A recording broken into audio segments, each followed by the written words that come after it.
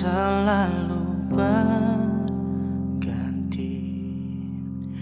Kasih Tuhan tetap abadi,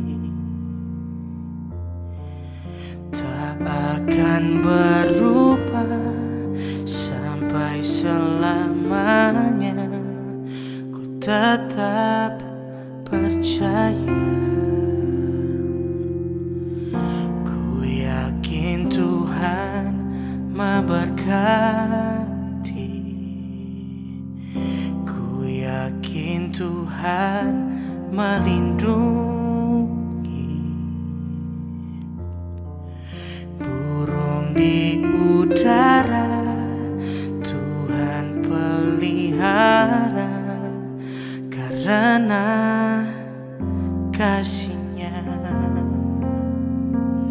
Tuhan selalu menolongku, selalu menjagaku. Sehelai di rambutku tak akan terjatuh tanpa seizin-Mu. Tuhan selalu menolongku, selalu menjagaku. Dia mengenyangkanku dan peliharaku seumur hidupku.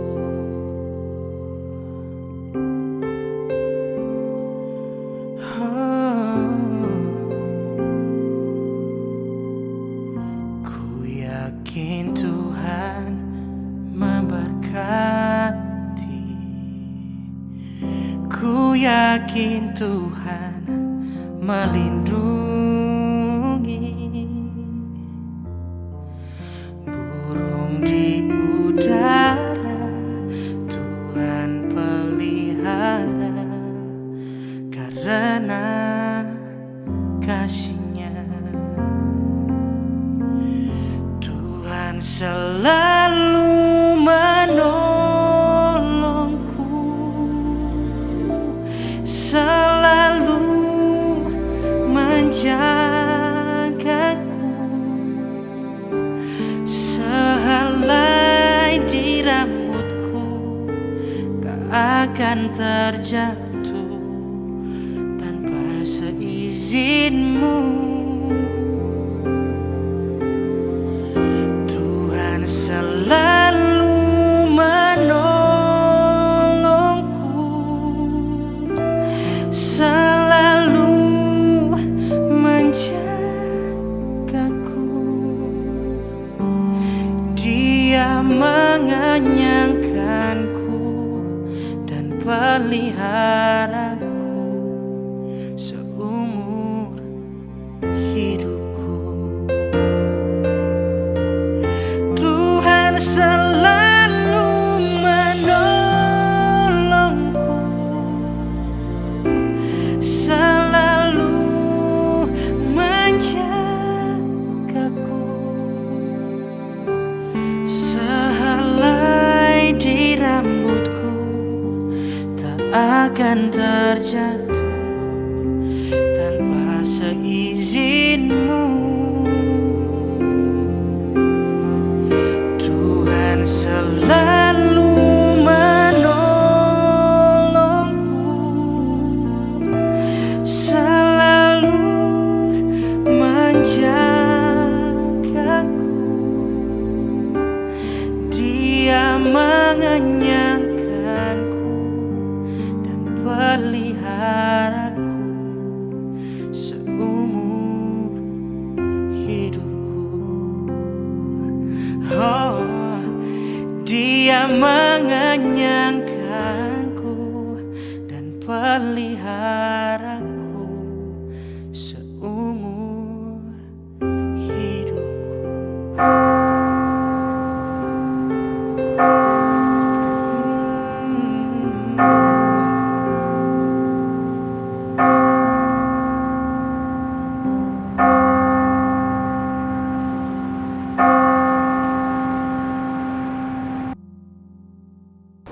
Jemaat yang dikasihi Tuhan, selamat hari Minggu, selamat bersekutu bersama keluarga-keluarga kita.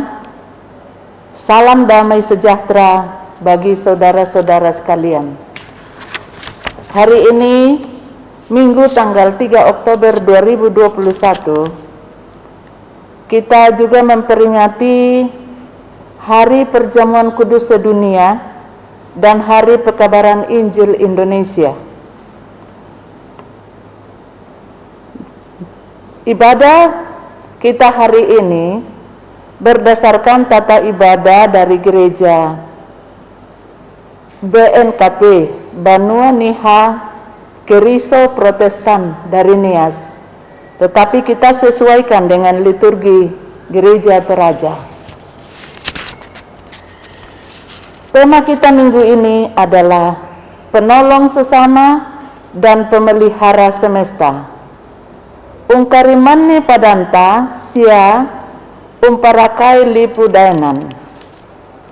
Mari kita bangkit berdiri, kita beribadah kepada Tuhan dengan sukacita.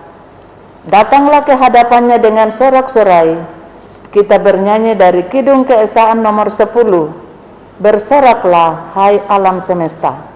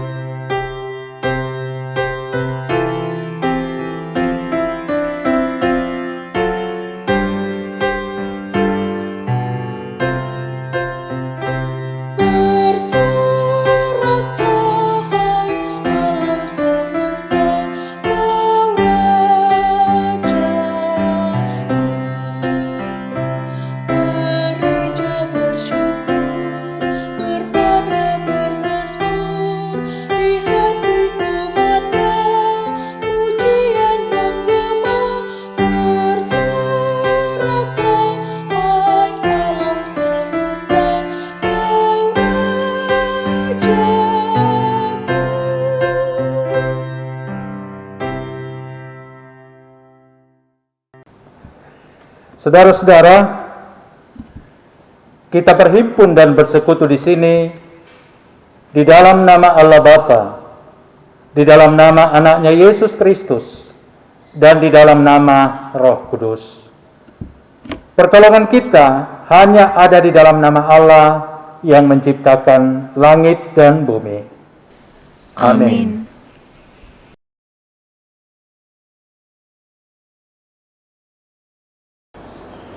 Tuhan itu baik. Ia adalah tempat pengungsian pada waktu kesusahan. Ia mengenal orang-orang yang berlindung kepadanya. Nahum 1 ayat 7. Haleluya.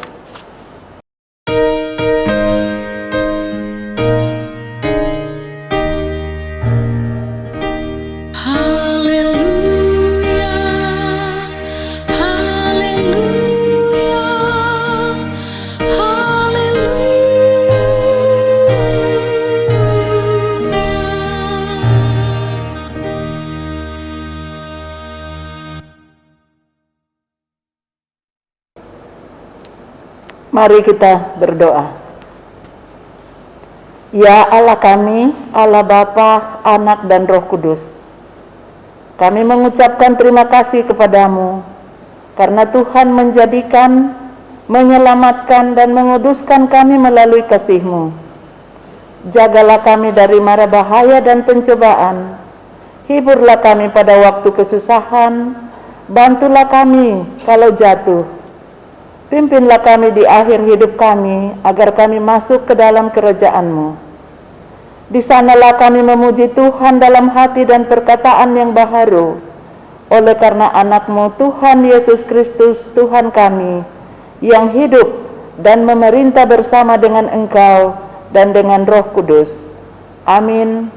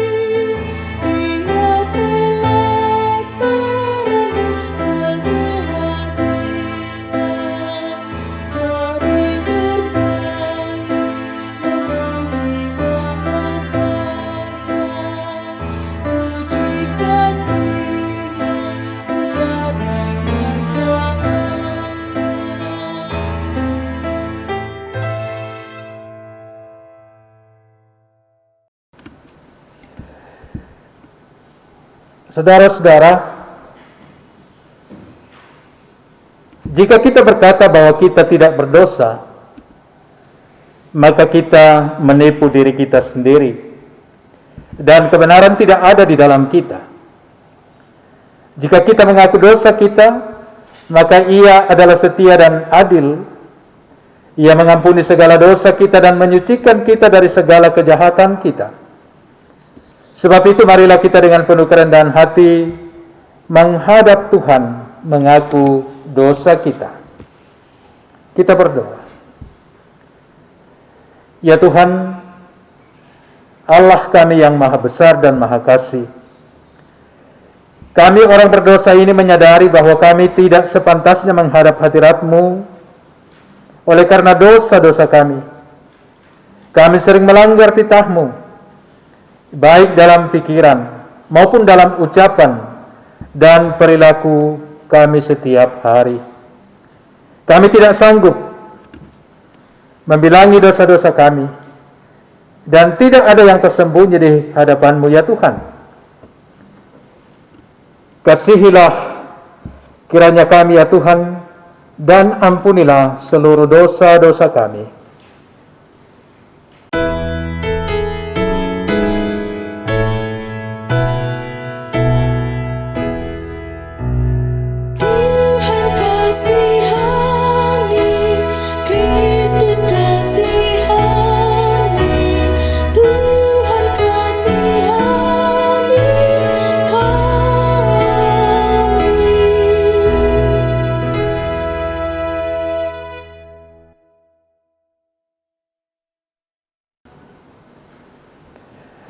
Saudara-saudara, dengarkanlah berita pengampunan dosa. Demikianlah firman Tuhan. Aku telah menghapus segala dosa pemberontakanmu, seperti kabut diterbangkan angin, dan segala dosamu seperti awan yang tertiup. Kembalilah kepadaku, sebab aku telah menebus engkau. Yesaya 44 ayat 22. Kemuliaan bagi Allah di tempat yang maha tinggi. Dan damai sejahtera di bumi di antara orang yang berkenan kepadanya. Amin. Sekarang diberi kesempatan kepada jemaat menyerahkan persembahan kepada Tuhan, dan camkanlah firman Tuhan yang mengatakan, Aku mau bersyukur kepada Tuhan dengan segenap hatiku. Aku mau menceritakan segala perbuatanmu yang ajaib. Mazmur 9 ayat 2. Sambil memberikan persembahan, kita memuji Tuhan dari PKJ 146 ayat 1-3. Bawalah persembahanmu.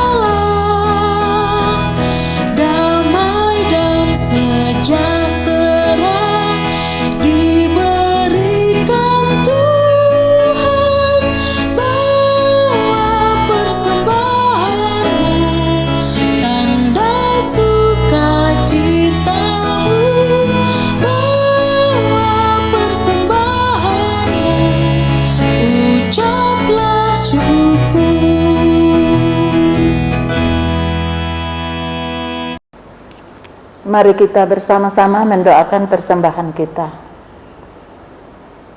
Puji syukur ya Bapa yang Maha Pengasih dan Penyayang bagi kami. Di dalam Tuhan kami Yesus Kristus, Engkau memberikan kehidupan kekal bagi kami. Dengan cara dan kasih-Mu yang luar biasa itu Tuhan, kami hanya bisa mensyukuri segala kasih-Mu itu.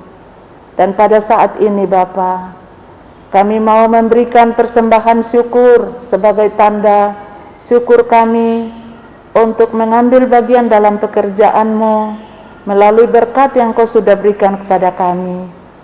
Terima kasih ya Bapa. Kami bisa memberi karena Engkau yang sudah lebih dulu memberikannya kepada kami. Kiranya Bapa memberkati persembahan kami. Tuhan memberkati juga anak-anak-Mu yang akan memakai, supaya dari dalam semuanya nama-Mu dimuliakan ya Bapa. Ampuni dosa kami jika di dalam kami memberi persembahan ini atau memakainya ada yang tidak sesuai dengan kehendak-Mu. Ampuni kami supaya kami layak datang menaikkan syukur kepada-Mu. Dalam Tuhan kami Yesus Kristus Juru Selamat kami mengucap syukur dan berdoa kepada-Mu. Amin. Saudara-saudara yang dikasihi Tuhan, kita mohon pimpinan Tuhan untuk pemberitaan firman hari ini lewat mimbar dan lewat meja perjamuan kudus. Kita berdoa. Ya Allah Tuhan kami, Bapa yang kami sembah dalam Kristus Yesus, kami mensyukuri kesempatan terbaik hari ini untuk boleh menerima pemberitaan firman-Mu, baik lewat mimbar pun lewat meja perjamuan kudus. Karena itu Tuhan, buka hati kami, beri kami hikmat sorgawi untuk boleh membuka hidup kami menerima kebenaran firman-Mu. Biarlah ya Tuhan, firman-Mu hari ini sungguh menjadi berkat untuk hidup setiap kami. Pakai hamba-hamba-Mu yang akan membacakan firman-Mu, pun hamba-Mu dalam segala keterbatasan untuk menjadi penyambung lidah Tuhan bagi jemaat. Urapi hamba-Mu. Ya Allah Bapa dalam sorga, berfirmanlah, kami siap menerima kebenaran firman-Mu. Dalam Kristus Yesus Sang Firman yang hidup, kami berdoa. Amin.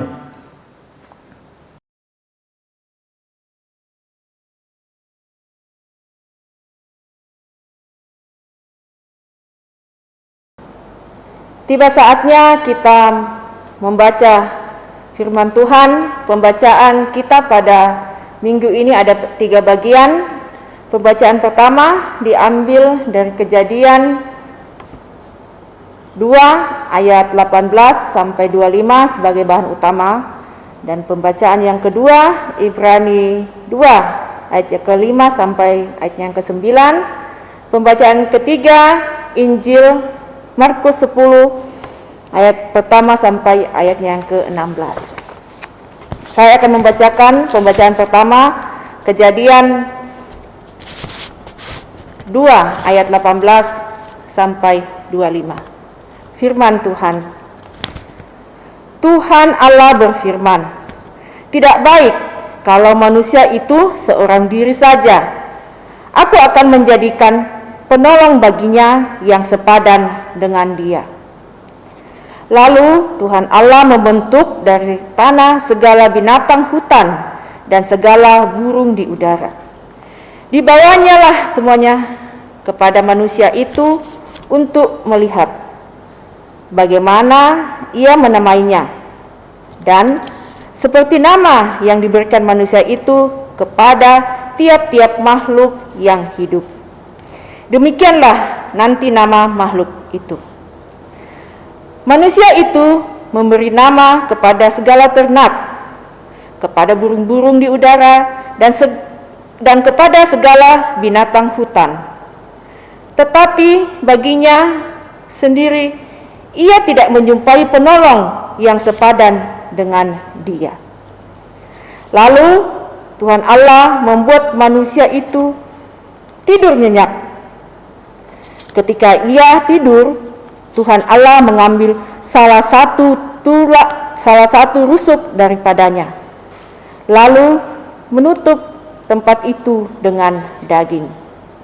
Dan dari rusuk yang diambil Tuhan Allah dari manusia itu, dibangunnyalah seorang perempuan, lalu dibawanya kepada manusia itu.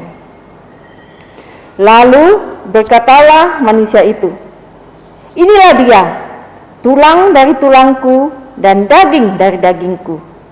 Ia akan dinamai perempuan, sebab ia diambil dari laki-laki. Sebab itu seorang laki-laki akan meninggalkan ayahnya dan ibunya dan bersatu dengan istrinya, sehingga keduanya menjadi satu daging. Mereka keduanya telanjang, manusia dan istrinya itu, tetapi mereka tidak merasa malu. Demikian firman Tuhan.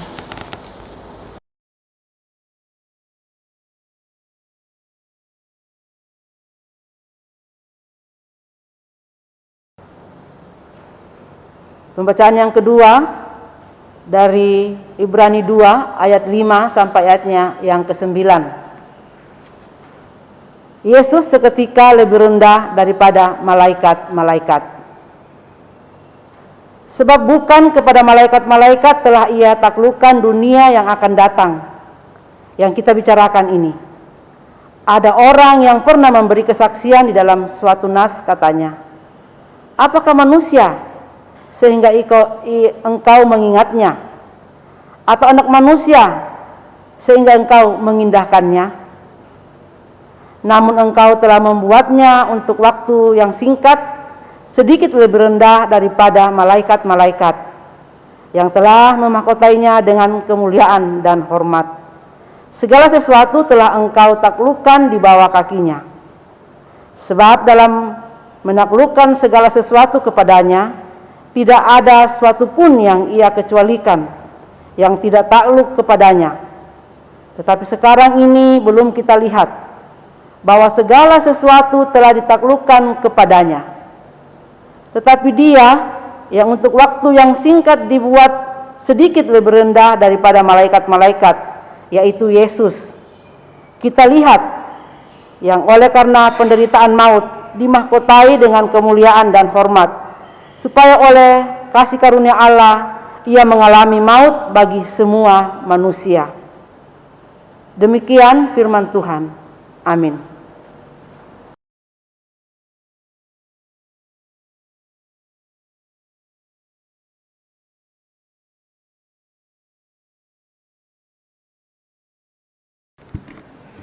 Saudara-saudara, bacaan Injil dari Markus 10 ayat 1 sampai ayat 16.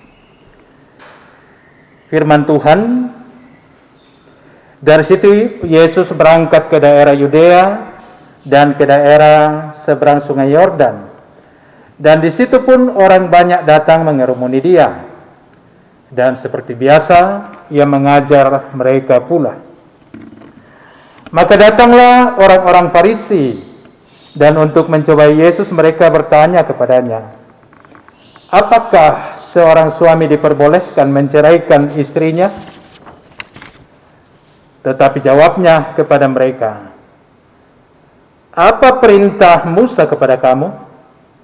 Jawab mereka, Musa memberi izin untuk menceraikannya dengan membuat surat cerai. Lalu kata Yesus kepada mereka, justru karena ketegaran hatimulah, maka Musa menuliskan perintah ini untuk kamu. Sebab pada awal dunia, Allah menjadikan mereka laki-laki dan perempuan. Sebab itu laki-laki akan meninggalkan ayahnya dan ibunya dan bersatu dengan istrinya, sehingga keduanya itu menjadi satu daging. Demikianlah mereka bukan lagi dua, melainkan satu. Karena itu, apa yang telah dipersatukan Allah tidak boleh diceraikan manusia. Ketika mereka sudah di rumah, murid-murid itu bertanya pula kepada Yesus tentang hal itu. Lalu katanya kepada mereka, barang siapa menceraikan istrinya lalu kawin dengan perempuan lain, ia hidup dalam perzinahan terhadap istrinya itu. Dan jika si istri menceraikan suaminya dan kawin dengan laki-laki lain, ia berbuat zina. Lalu orang membawa anak-anak kecil kepada Yesus supaya ia menjamah mereka. Akan tetapi murid-muridnya memarahi orang-orang itu. Ketika Yesus melihat hal itu, ia marah dan berkata kepada mereka, biarkan anak-anak itu datang kepadaku, Jangan menghalang-halangi mereka. Sebab orang-orang yang seperti itulah yang empunya kerajaan Allah.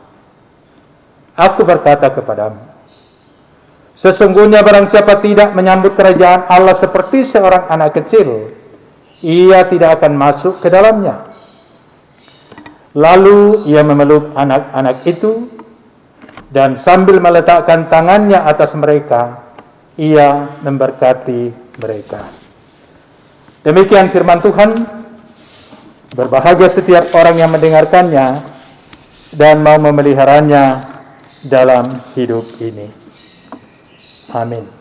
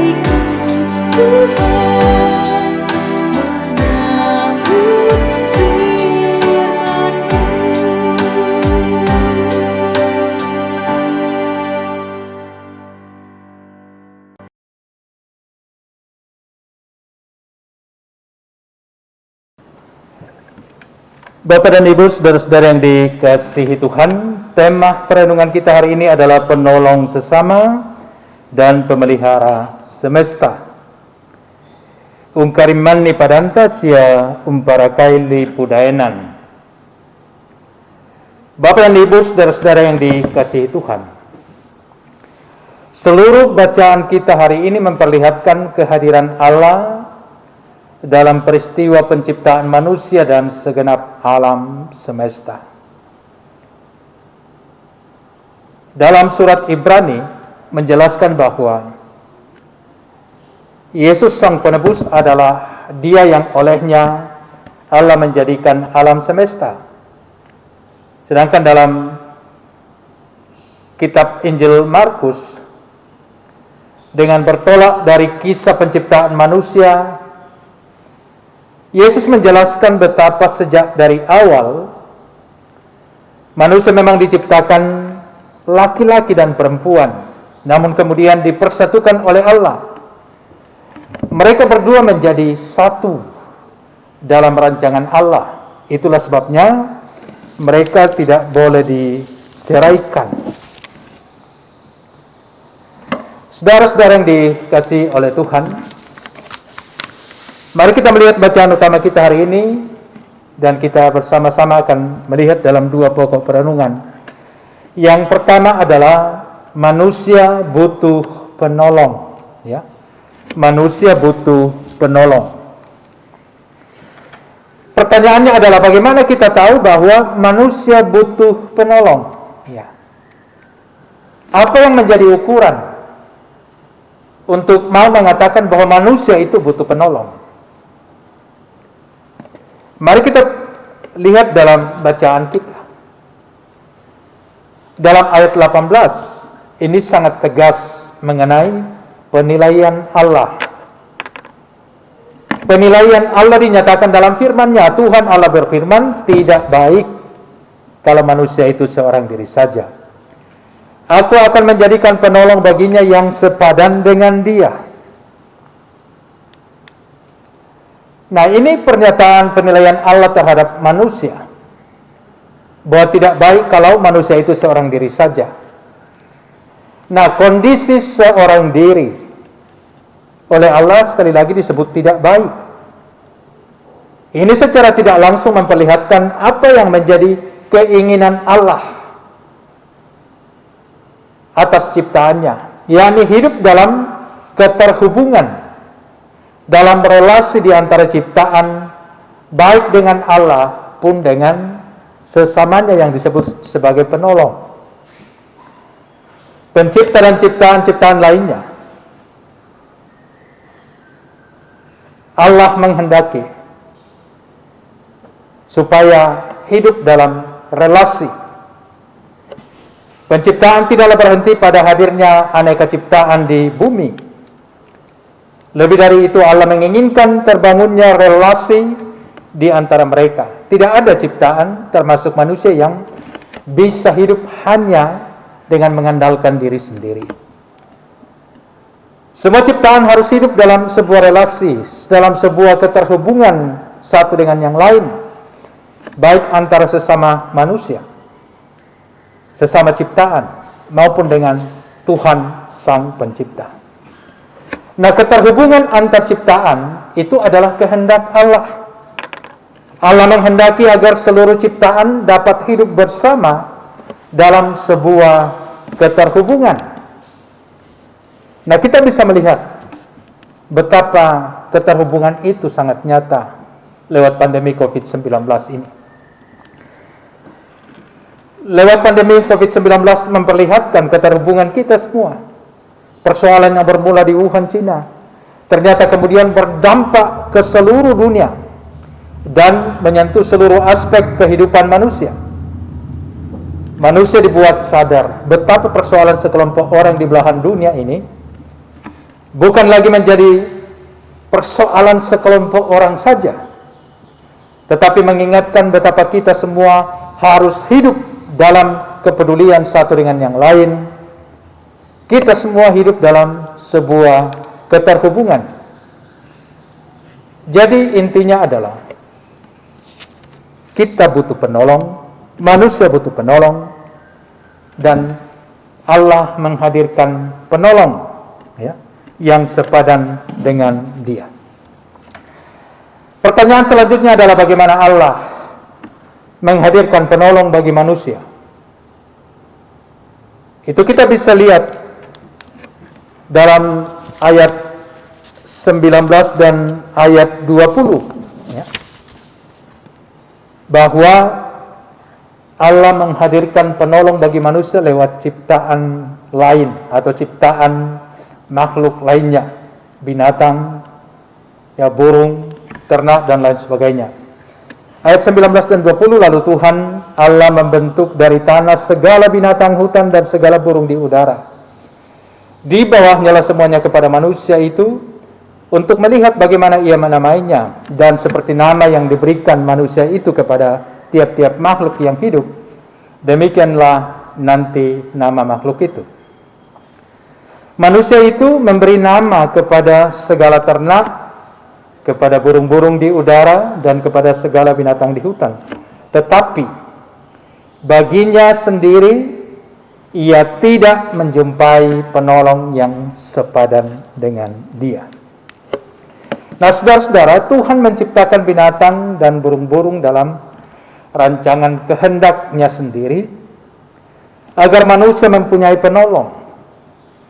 Kehadiran semua makhluk itu dibawanya kepada manusia. Namun manusia tidak menemukan penolong yang sepadan dengan dia di antara semua binatang dan burung-burung itu. Namun demikian, semua ciptaan yang Tuhan buat, baik di langit, di bumi, di laut, dengan segala isinya dibangun dalam sebuah relasi untuk mendukung kehidupan manusia di hadapan Allah. Dalam hal inilah kita mengenal istilah pentingnya manusia damai dengan Allah, damai dengan sesama, dan damai dengan alam lingkungan. Ada harmoni yang mendukung kehidupan. Nah, selain merupakan kehendak Allah agar manusia mempunyai penolong, maka keterhubungan manusia dengan ciptaan lain terkait erat pula dengan tanggung jawab manusia yang diberikan oleh Allah. Kehadiran manusia di Taman Eden bukanlah tanpa maksud. Selain Taman Eden tempat memberi makan bagi manusia, pula manusia diberi tanggung jawab oleh Allah agar mengusahakan dan memelihara Taman Eden. Tugas yang diberikan oleh Allah kepada manusia, yakni memberi nama kepada seluruh makhluk, juga memperlihatkan adanya pesan tanggung jawab kepada manusia. Jadi kehadiran makhluk-makhluk lain dimaksudkan Allah untuk menolong kehidupan manusia. Tetapi di antara makhluk-makhluk itu, manusia tidak menemukan penolong yang sepadan. Karena itu Allah memberikan penolong yang sepadan. Ini yang poin berikutnya. Ayat 23. Tuhan memberi perempuan menjadi penolong yang sepadan bagi Adam. Lalu berkatalah manusia itu, ya, inilah dia tulang dari tulangku, daging dari dagingku. Ia akan dinamai perempuan sebab ia diambil dari laki-laki. Ada sukacita dari Adam menyambut kehadiran penolong yang sepadan itu. Juga dalam Markus 10 ayat 6, bacaan ketiga. Sebab pada awal dunia Allah menjadikan mereka laki-laki dan perempuan. Jadi sejalan dengan kehadiran penolong yang sepadan sebagai kehendak Allah, juga terlihat dalam kisah ini, hadirnya penolong yang sepadan itu bukanlah atas permintaan Adam, ya, melainkan atas kehendak Allah sendiri. Tuhan yang tahu bahwa Adam butuh penolong, Allah hadirkan penolong itu dengan caranya. Tuhanlah yang melihat dan memberi penilaian betapa tidak baik manusia itu seorang diri saja. Manusia butuh penolong yang sepadan, sehebat apapun dirinya. Mereka membutuhkan kehadiran orang lain sebagai penolong bagi dirinya. Lebih jauh lagi, keadaan tidak baik kalau manusia itu seorang diri saja ternyata dilanjutkan dengan keinginan Allah untuk menghadirkan penolong bagi manusia itu. Aku akan menjadikan penolong baginya yang sepadan dengan dia. Kejadian 2 ayat 18b. Dengan kata lain, jawaban Allah bagi keadaan kesendirian yang tidak baik adalah Allah menghadirkan penolong yang sepadan. Ini yang kita sebut dengan Eser Kenegdo dalam bahasa Ibrani. Karena itu menarik untuk memahami lebih jauh tentang ungkapan ini, Eser Kenegdo, penolong yang sepadan. Nah, yang pertama, kata penolong atau kata eser, ya, mengingatkan betapa kehadiran kita sebagai orang lain sesungguhnya adalah dalam rangka menjadi penolong. Rancangan Tuhan atas diri manusia adalah hadir sebagai penolong bagi sesamanya dan tidak hidup untuk diri sendiri. Karena itu setiap orang hendaknya bisa menilai diri seberapa jauh dirinya sungguh sudah hadir sebagai penolong bagi sesamanya. Tentu ada beragam cara yang bisa dilakukan untuk menolong sesama kita. Makna kata eser di sini tentu perlu dipahami lebih jauh. Jika melihat bagaimana Tuhan pun digambarkan dengan kata penolong, maka kata eser jelas bukan sekedar bermakna penolong biasa atau penolong ala kadarnya. Misalnya dalam Mazmur 54 ayat 6. Sesungguhnya Tuhan adalah penolongku. Kata penolongku di sini menggunakan kata asar dari akar kata Eser. Ya. Ini memperlihatkan dasarnya kekuatan dan perlindungan yang diberikan oleh penolong itu. Itulah sebabnya beberapa literatur menjelaskan betapa kata eser atau penolong sesungguhnya terkait amat erat dengan kata Ibrani os yang berarti kekuatan. Ini bisa kita lihat di Mazmur 62 ayat 8b. Gunung batu kekuatanku, tempat perlindunganku ialah Allah. Nah, oleh sebab penolong yang diciptakan oleh Allah sungguh bukan sekedar penolong ala kadarnya saja, tetapi pihak yang sungguh-sungguh bisa secara aktif memberi perlindungan, penuh kuasa dan kekuatan bagi sesamanya. Itu makna kata eser. Sementara makna kata konekdo tentu saja pertama-tama mengandung makna setara, sejajar, sepantar. Ya. Perempuan bukanlah subordinasi dari laki-laki meskipun ia diciptakan dari tulang rusuk. Diciptakan dari tulang rusuk, sesungguhnya justru ingin memperlihatkan keterhubungan yang erat di antara keduanya. Nah, sebagaimana yang dikehendaki oleh Tuhan. Nah, dalam proses penciptaan yang berkelanjutan, kehadiran penolong yang sepadan justru menjadi puncak penggenapan karya Allah terkait kehadiran manusia yang diharapkan hidup dalam sebuah keterhubungan relasi. Namun demikian, kata konekdo sesungguhnya bukan hanya mengandung makna kesetaraan, lebih dari itu sekali lagi juga bisa berarti pasangan. Ya, pasangan yang sepadan. Nah, saudara-saudara, kehadiran pasangan yang sepadan itu disambut oleh Adam dengan penuh sukacita. Inilah dia tulang dari tulangku dan daging dari dagingku. Kejadian 2 ayat 23. Ini sebuah ekspresi sukacita dan persetujuan Adam atas karya Tuhan tersebut. Adam menyambut baik dan penuh sukacita kehadiran penolong yang sepadan di sampingnya. Ini tentu kondisi awal tatanan kehidupan sebagaimana yang dikehendaki Allah. Manusia hidup dalam kesetaraan, dalam keterhubungan yang saling membutuhkan, saling melengkapi seorang terhadap yang lain. Perlawanan dan ketidakpercayaan manusia kepada Tuhan yang kemudian membuat tatanan kehidupan yang dikehendaki Allah itu menjadi rusak. Jadi saudara-saudara yang dikasihi Tuhan, pesan firman Tuhan yang pertama bagi kita bahwa manusia itu butuh penolong.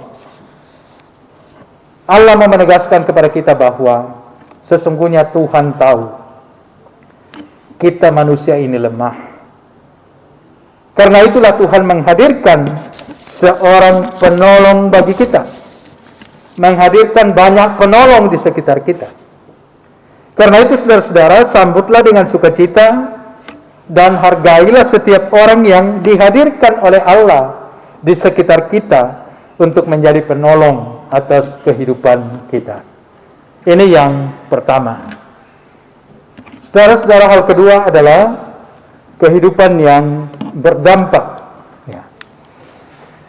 Setiap orang bertanggung jawab atas kelangsungan kehidupan bersama dengan seluruh ciptaan lain di bumi ini.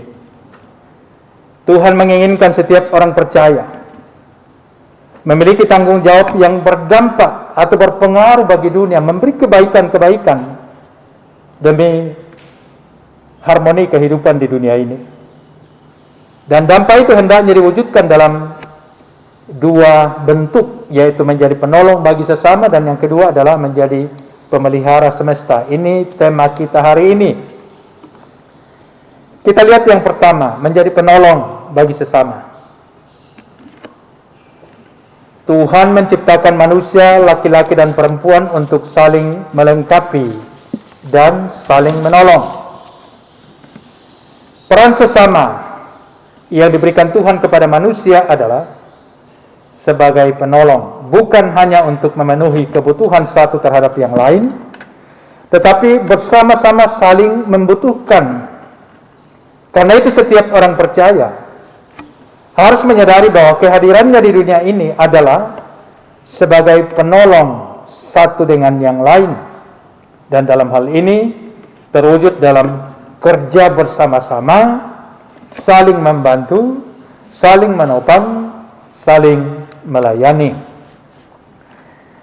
Dalam rangka tugas relasi dan penolong bagi sesama, maka setiap orang Kristen harus bisa mempengaruhi orang-orang di sekitarnya melalui keteladanan hidup dan menjadi berkat bagi sesama. Supaya kita dapat memberikan dampak positif bagi orang-orang di sekitar kita, kita harus memiliki sebuah karakter, ya. Karakter yang menunjukkan siapa diri kita yang sesungguhnya. Dan apa yang Tuhan katakan tentang kita bisa kita lihat dalam Kisah Para Rasul 13 ayat 22, ya, bagian B. Ini kata Tuhan tentang Daud. Tuhan berkata, "Aku telah mendapatkan Daud bin Isai, seorang yang berkenan di hatiku dan yang melakukan segala kehendakku." Nah, orang Kristen yang berkarakter berarti orang yang tetap menjaga kualitas hidupnya dengan baik, sekalipun tidak ada orang yang melihatnya, karena ia tahu Tuhan melihat setiap perbuatannya. Inilah yang Tuhan inginkan, orang Kristen yang memiliki karakter yang baik, karakter iman yang nampak nyata dalam setiap perkataan, perbuatan. Karena keberadaan orang percaya di tengah dunia ini adalah sebagai surat Kristus yang terbuka, yang dapat dibaca dan dilihat oleh semua orang. 2 Korintus 3 ayat 3. Kamu adalah surat Kristus yang ditulis oleh pelayanan kami. Ditulis bukan dengan tinta, tetapi dengan roh dari Allah yang hidup. Bukan pada loh-loh batu, melainkan pada loh-loh daging, yaitu di dalam hati manusia. Nah, pertanyaannya adalah, ketika kita diutus untuk menjadi penolong, siapa yang harus kita tolong? Saya kira kita sepakat, yang pertama-tama orang yang harus kita tolong adalah orang-orang yang terdekat dengan kita. Siapa mereka? Mereka adalah suami bagi istri, istri bagi suami, anak-anak, keluarga, tetangga, lalu kemudian orang-orang di luar sana yang memang membutuhkan uluran tangan kita. Saya kira kita sudah melakukannya. Ada yang sudah melakukannya dengan begitu baik, mungkin ada yang belum begitu baik. Mari kita angkat peran ini menjadi penolong bagi sesama kita, mulai dari orang-orang yang terdekat di sekitar kita, lalu kemudian melangkah ke sekitar kita dan menjangkau orang-orang di luar sana yang sekali lagi sangat membutuhkan uluran tangan kita. Dalam Galatia 6 ayat 2, "Bertolong-tolonganlah menanggung bebanmu, demikianlah kamu memenuhi hukum Kristus." Jadi sikap menolong orang itu bukan sekedar membantu, tetapi cara kita memenuhi hukum Kristus. Juga dalam Matius 5 ayat 16, "Demikianlah hendaknya terangmu bercahaya di depan orang, supaya mereka melihat perbuatanmu yang baik dan memuliakan Bapamu yang di sorga." Jadi itu yang pertama, jadilah penolong bagi sesama. Dimulai dari orang-orang di sekitar kita, lalu kita keluar. Yang berikut, tugas kita adalah menjadi pemelihara semesta. Karya penebusan dalam diri Yesus Kristus adalah karya pemulihan Allah bagi dunia dan alam semesta. Itu sebabnya setiap orang, termasuk orang percaya dan gereja, harus sepenuhnya memahami mana kehadirannya di tengah dunia ini, yakni menjadi pemelihara alam semesta. Mahatma Gandhi pernah berkata, dunia ini cukup untuk memenuhi kebutuhan semua orang, namun tidak cukup untuk keserakahan setiap orang. Bukan rahasia lagi bahwa kerusakan lingkungan terbesar terjadi akibat ulah manusia. Bukannya melakukan eksplorasi untuk kebaikan, manusia justru melakukan eksploitasi, mengeksploitasi hasil bumi demi keserakahannya. Dan berbagai bencana alam seperti banjir bandang, tanah longsor berkaitan erat dengan rusaknya lingkungan di sekitar. Juga pemanasan global merupakan akibat dari kerusakan alam yang disebabkan oleh ulah manusia. Alkitab mengatakan bahwa seluruh alam semesta ini adalah karya Tuhan yang diciptakan dengan sangat baik. Tetapi sejak awal Ia menugaskan manusia untuk mengusahakan dan memelihara, Kejadian 2 ayat 15. Namun akibat dosa, tanah menjadi terkutuk dan menghasilkan semak duri sehingga manusia berpeluh dalam mencari nafkah, Kejadian 3 ayat 17-19. Kita bersyukur Allah tidak membiarkan kondisi ini selamanya. Allah mengutus anaknya menjadi kutuk karena kita, kutuk karena dosa, Galatia 3 ayat 13. Agar tersedia jalan pendamaian bagi kita dan bagi seluruh ciptaan. Karenanya sebagai orang-orang yang sudah dibenarkan dalam Kristus, harus mengemban amanat untuk mengusahakan dan memelihara alam semesta. Kejadian 1 ayat 28, Allah memberkati mereka, lalu Allah berfirman kepada mereka, beranak cuculah, bertambah banyaklah, penuhilah bumi dan taklukkanlah itu. Berkuasalah atas ikan-ikan di laut dan burung-burung di udara dan atas segala binatang yang merayap di bumi. Nah, ayat ini juga memperingatkan kita akan tugas kita sebagai manusia yang segambar dan serupa dengan Allah, yaitu Allah memberkati kita, lalu memberi tanggung jawab mengelola bumi. Nah, saudara-saudara, dalam kearifan lokal Toraja, kita mengenal istilah Sangserekan Bane. Dalam istilah Sangserekan Bane ini, orang Toraja menghargai kehadiran Tallu Lolona, lolo tahu, manusia, lolo patuan, ternak, lolo tananan, tumbuh-tumbuhan sebagai saudara. Ya, sebagai saudara, artinya dari dulu masyarakat Toraja memberi penghargaan yang pantas terhadap seluruh ciptaan ini sebagai saudara, sebagai yang layak dijaga, layak dikasihi, dan layak dipelihara. Inilah yang terkandung dalam makna Sangserekan Bane. Nah, saudara-saudara, pesan firman Tuhan yang kedua untuk kita hari ini adalah bahwa kehidupan yang berdampak adalah kehidupan yang dihidupi dalam relasi dengan sesama, dengan alam lingkungan, dan pastinya berpusat pada Tuhan. Semoga kita, lewat kehidupan yang Tuhan karuniakan ini, menjadi orang-orang yang kehidupannya berdampak terhadap sesama dan juga terhadap pemeliharaan lingkungan. Itulah cara kita memuliakan Sang Pencipta kita. Amin. Saudara-saudara, kita mensyukuri firman Tuhan hari ini dalam doa. Kita berdoa. Terima kasih Tuhan. Lewat firman-Mu hari ini kami diingatkan bahwa sesungguhnya kami ini orang yang lemah. Kami butuh penolong. Dan kami bersyukur Tuhan menghadirkan penolong kehidupan kami lewat ciptaan lainnya, juga lewat ciptaan sesama kami yang sepadan dengan kami. Tuhan menghadirkan suami, istri, menghadirkan anak-anak, menghadirkan keluarga, menghadirkan tetangga, dan menghadirkan masyarakat. Beri kami hikmat-Mu Tuhan. Biarlah kami juga mengambil peran untuk menjadi penolong bagi sesama dan juga menjadi pemelihara bagi alam semesta, sehingga di bumi karunia-Mu ini kami hidup dalam relasi yang baik, dalam sebuah harmoni yang baik, dan terus memuliakan Tuhan Sang Pencipta. Terima kasih kebenaran firman Tuhan hari ini. Dalam Kristus Yesus kami berdoa. Amin. Saudara-saudara yang dikasihi Tuhan, kita akan memasuki pelayanan meja perjamuan kudus. Karena itu mari kita mempersiapkan hati kita.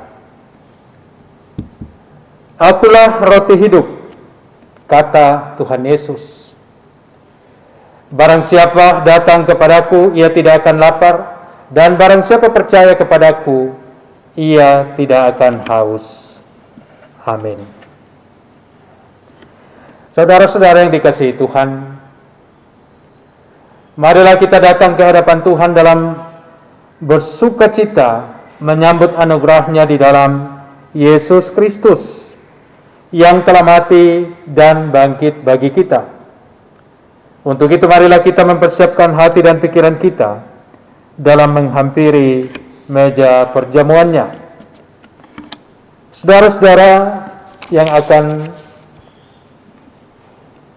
mengambil bagian pada meja perjamuan kudus, baik layanan langsung di gereja pun yang ada di rumah masing-masing, silakan berdoa secara pribadi kepada Tuhan, memohon pengampunan atas dosa-dosa saudara yang masih mengganggu sampai hari ini.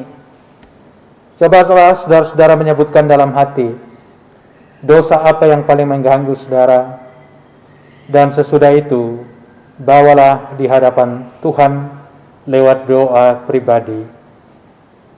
Doa dimulai.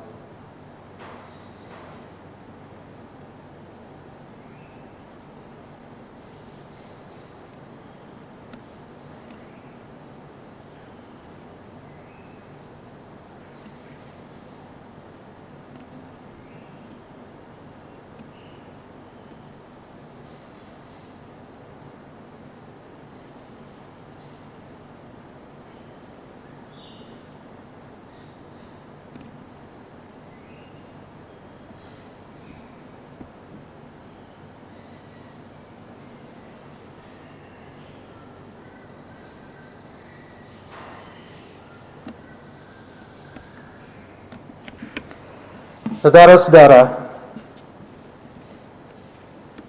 kita berdoa bersama. Ya Allah yang Maha Pengasih,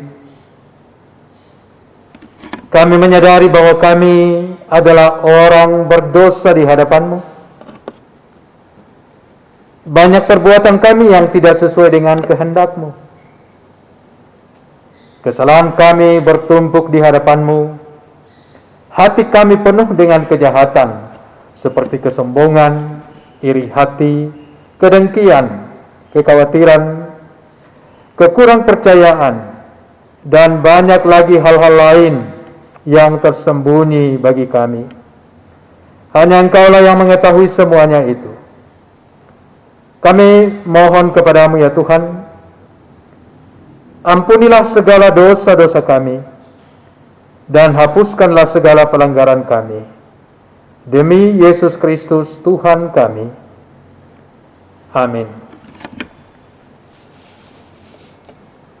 Oleh karena saudara-saudara telah mengaku dosa di hadapan Tuhan untuk mendapatkan pengampunan, maka bila saudara-saudara dengan sungguh-sungguh bertobat dan mengharapkan pengampunan dan keselamatan dari Tuhan kita, Yesus Kristus, maka percayalah, saya sebagai hamba Tuhan memberikan kesaksian bahwa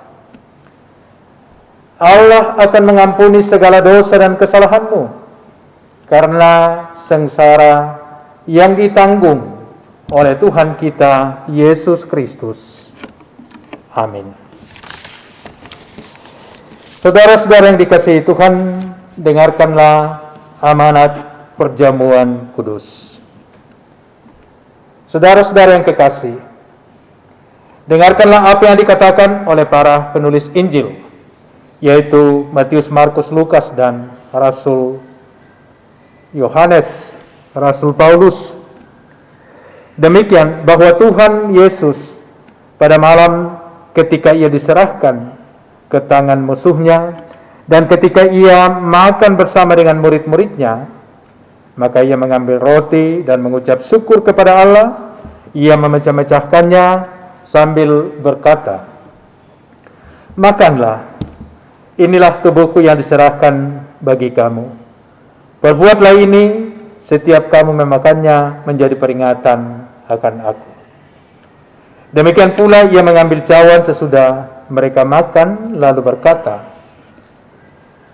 minumlah, cawan ini adalah perjanjian baru yang dimateraikan oleh darahku. Perbuatlah ini sebagai setiap kamu meminumnya menjadi peringatan akan aku. Dari firman ini Yesus mau menyatakan kepada kita bahwa setiap kita memakan roti dan meminum isi cawan ini, maka dia menyatakan kasih-Nya kepada kita. Seandainya ia tidak menggantikan kita orang berdosa ini, maka kita pasti binasa dan tidak ada yang dapat menyelamatkan kita. Kristus telah mati tersalib, darah-Nya sudah tertumpah, maka dari situ kita mendapat pengampunan dosa. Saudara-saudara, marilah dengan penuh kesungguhan dan dengan sepenuh hati kita siap sedia menerimanya. Barang siapa menerima roti kehidupan, yaitu Yesus Kristus, akan menjadi satu tubuh, satu jalan keselamatan, satu tujuan, karena kita saling mengasihi satu dengan yang lain. Kiranya Allah menolong kita semua. Mempersiapkan diri menuju meja perjamuan kudus, kita diantar dengan pujian suaramu kudengar memanggil diriku.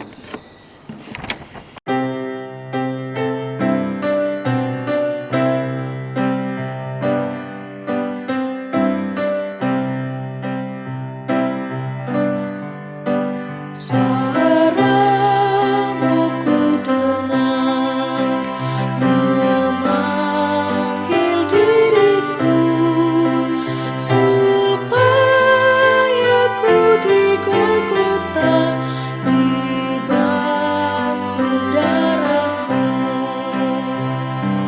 Aku datanglah Tuhan padamu, dalam darah-Mu kudus sucikan diriku.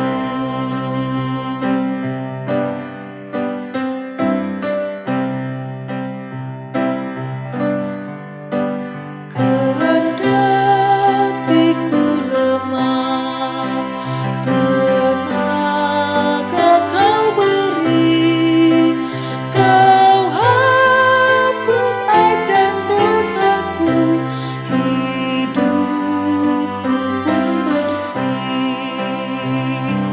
Aku datanglah Tuhan padamu, dalam darah-Mu kudus sucikan diriku.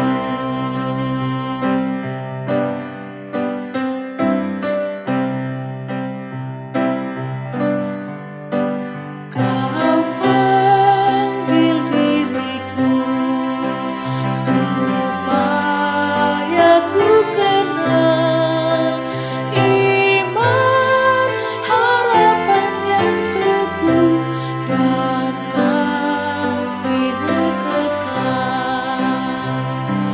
Aku datanglah Tuhan padamu, dalam darah-Mu kudus sucikan diriku.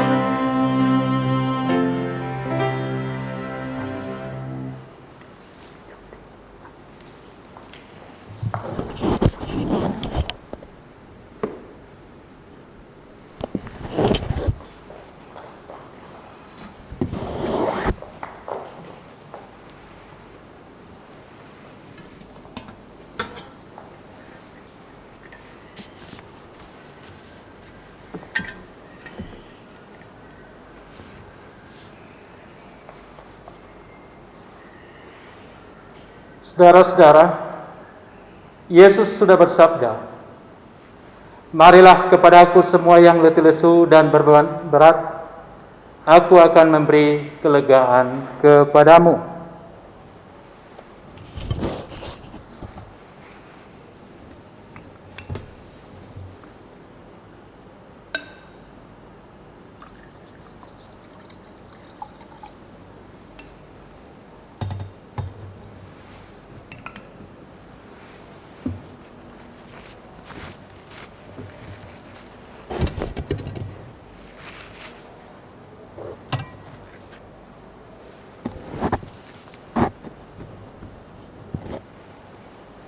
Saudara-saudara, roti yang kita lihat dan kita akan terima ini adalah materai tubuh dan darah Yesus Kristus.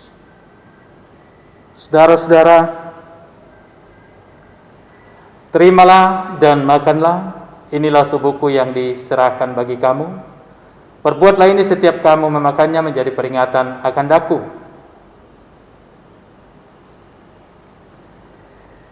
Terimalah minuman dan minumlah. Cawan ini adalah perjanjian yang baru yang dimeteraikan oleh darahku. Perbuatlah ini setiap kamu meminumnya menjadi peringatan akan daku. Saudara-saudara, kiranya tubuh dan darah Tuhan Yesus kita Yesus Kristus yang kudus dan mulia, itulah yang memelihara kamu hingga kekal. Pergilah dalam damai sejahtera dan sukacita memenuhi kamu. Kiranya Tuhan memberkati engkau. Amin. Segala perkara telah tersedia. Mari Bapak dan Ibu, dan Bapak dan Ibu saudara-saudara yang akan mengikuti perjamuan di rumah, silakan mempersiapkan diri.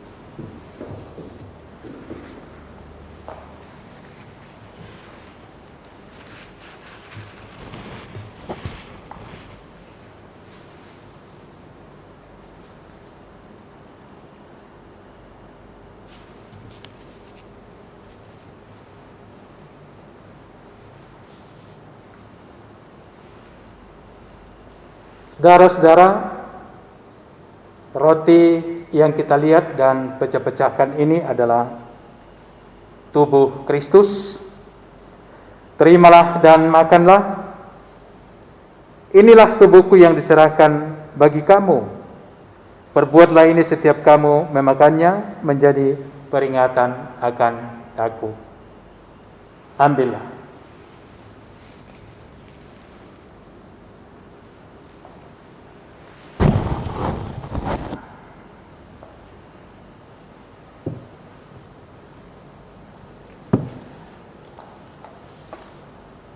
Semua juga yang di rumah, makanlah.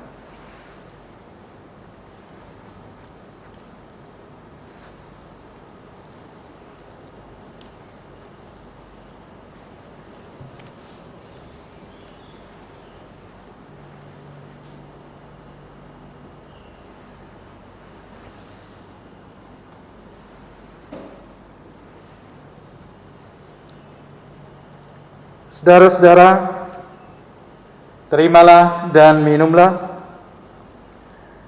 Cawan ini adalah perjanjian yang baru yang dimateraikan oleh darahku. Perbuatlah ini setiap kali kamu meminumnya menjadi peringatan akan daku.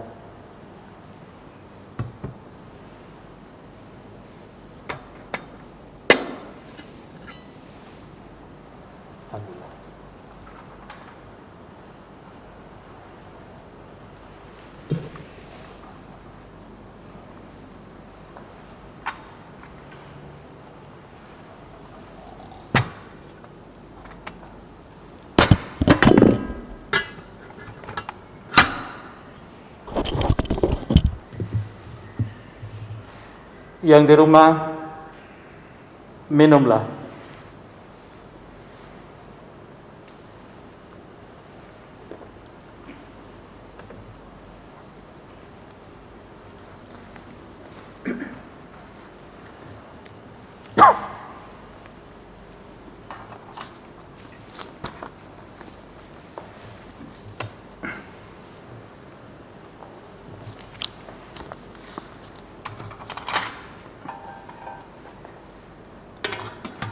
Saudara-saudara, setelah kita menerima roti dan anggur kehidupan dari Tuhan kita Yesus Kristus, terimalah firman Tuhan dari Ibrani 1 ayat 9. Engkau mencintai keadilan dan membenci kefasikan. Sebab itu Allahmu telah mengurapi engkau dengan minyak sebagai tanda kesukaan melebihi teman-teman sekutumu. Amin. Kita angkat pujian, pujilah Tuhan Sang Raja yang Maha Mulia. Dan sesudah lagu ini, masing-masing peserta di rumah berdoa secara pribadi.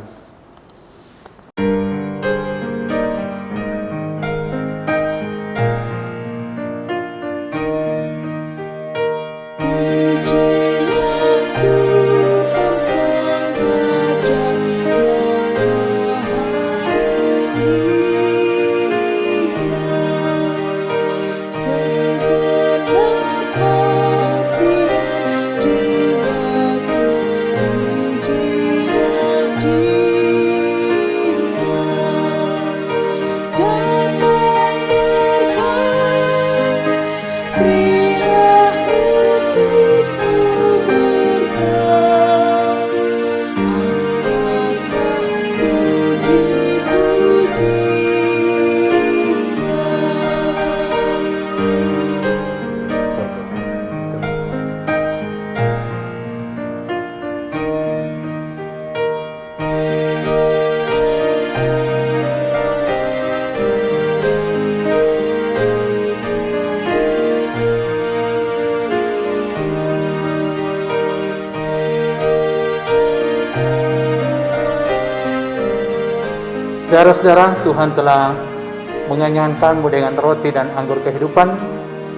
Pergilah dengan imanmu, Tuhan memberkati saudara-saudara.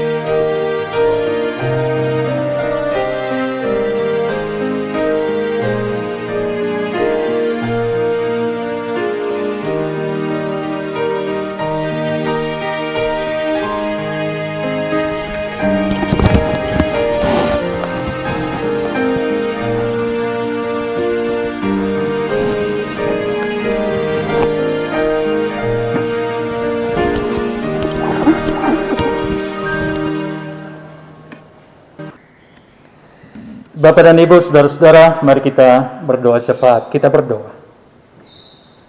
Terpuji nama Tuhan, Engkau sungguh baik bagi kami, memperkenankan kami menikmati persekutuan ibadah hari ini, memperkenankan kami menikmati firman-Mu lewat mimbar, juga lewat meja perjamuan kudus, yang di dalamnya kami boleh bersekutu satu meja dengan Engkau, Tuhan Juru Selamat kami, Sang Kepala Meja, Sang Kepala persekutuan kami. Terima kasih kebahagiaan yang Tuhan anugerahkan, juga iman yang terus Tuhan tumbuhkan dalam hati kami. Biarlah oleh anugerah-Mu saja hidup kami sekalian ke depan terus bersukacita hidup di dalam Tuhan. Bapa dalam sorga, terima kasih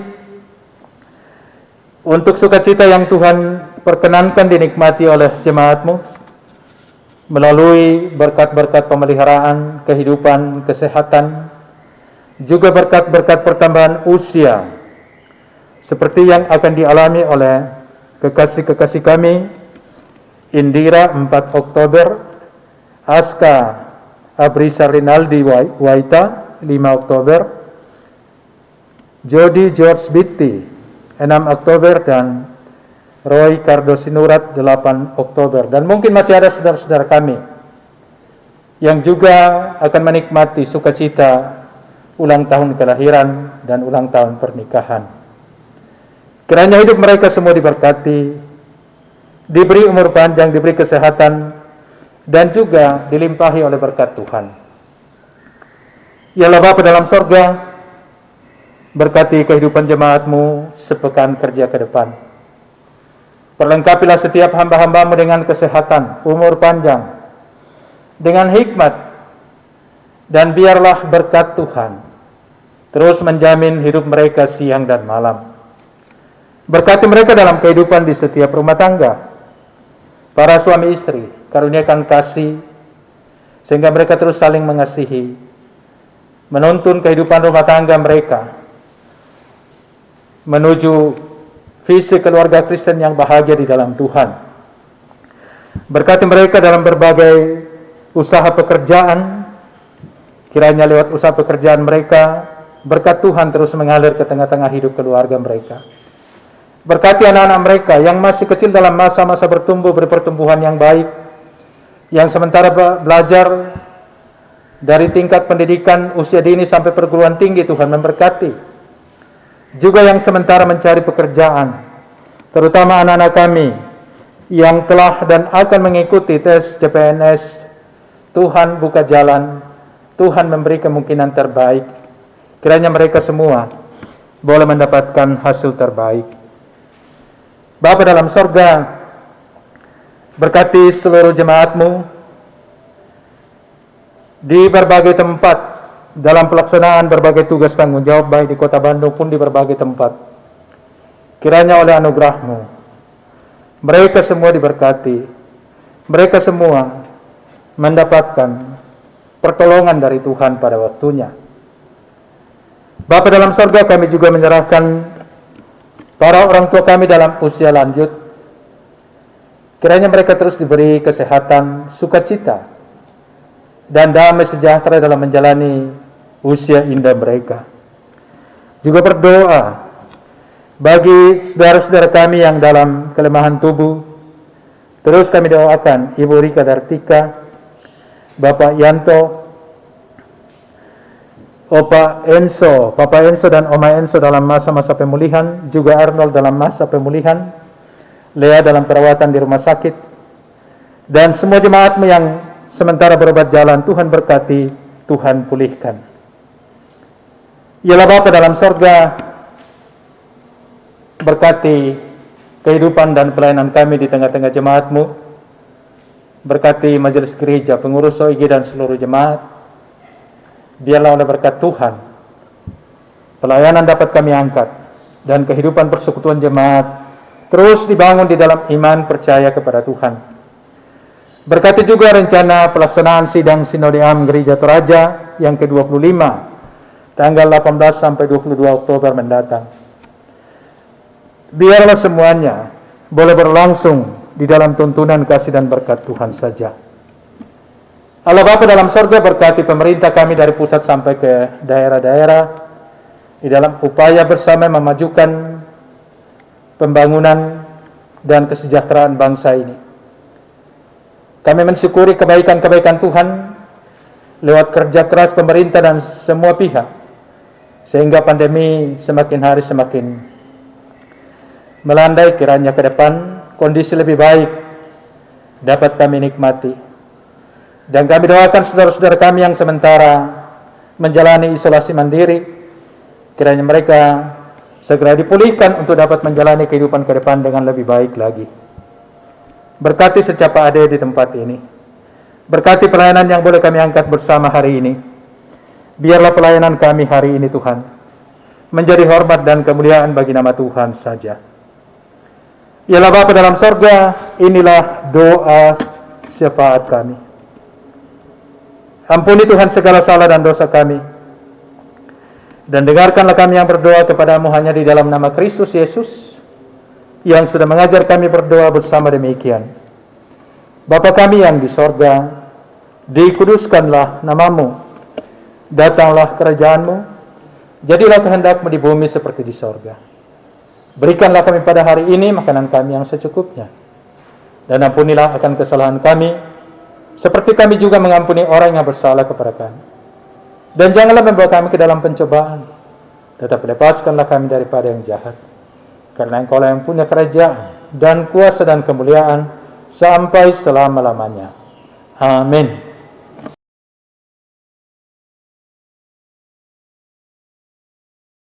Bapak dan Ibu, saudara-saudara, anak-anak sekalian, pergilah dalam kehidupanmu sehari-hari di dalam damai sejahtera. Jadilah saksi Kristus dan hidupilah kasih dimanapun saudara berada, dan terimalah berkat Tuhan. Tuhan memberkati engkau dan melindungi engkau. Tuhan menyinari engkau dengan wajah-Nya dan memberi engkau kasih karunia. Tuhan menghadapkan wajah-Nya kepadamu dan memberi engkau damai sejahtera. Amin.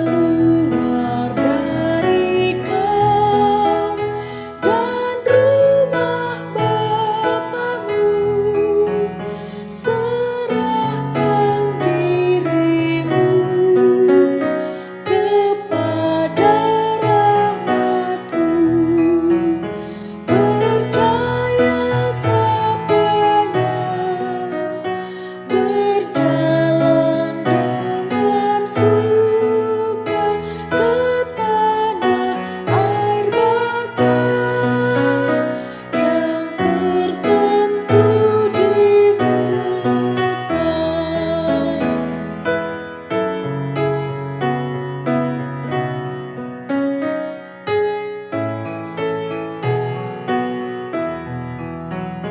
Keluar ajarlah seluruh dunia, taburkan Injil-Mu di sawah ladangnya, mau terang maupun gelap, di rumah dan kerjamu, baik ingatlah tetap, ku menyertai kamu.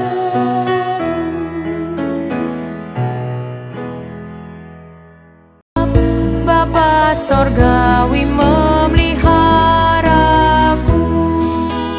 Demikian ibadah kita hari ini. Puji kepada Tuhan atas anugerahnya kita boleh menikmati persekutuan ibadah, menikmati pemberitaan firman lewat mimbar dan lewat meja perjamuan kudus. Semoga iman setiap kita sungguh dikuatkan untuk menjalani hari-hari karunia Tuhan, terutama dalam tanggung jawab menjadi penolong bagi sesama dan menjadi pemelihara atas seluruh ciptaan Allah. Bapak dan Ibu, saudara-saudara, corona masih ada. Jangan lengah, tetap jaga protokol kesehatan, dan Tuhan memberkati saudara-saudara sekalian. Shalom.